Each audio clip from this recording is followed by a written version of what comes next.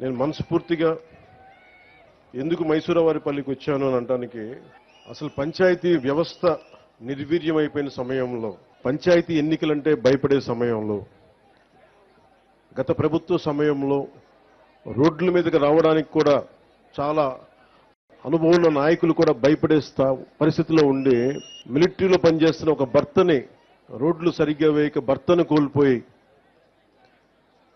తన భర్తను కోల్పోయి గ్రామానికి భర్త ఆశయాలను ముందుకు తీసుకెళ్లాలి అని చెప్పి కారుమంచి సంయుక్త గారు నిలబడి సర్పంచ్గా నిలబడి అత్యంత ప్రతికూల పరిస్థితుల్లో నిలబడి గెలిచిన తర్వాత నాకు నిజంగా గుండె కదిలించేసింది. నేను ఆ రోజున కారుమంచి సంయుక్త గారికి నిలబడ్డప్పుడు నేను ఒకటే కోరుకున్నాను. ఆ రోజున అందరినీ 13,326 పంచాయతీలు, మనకి పంచాయతీలు చాలా కీలకం.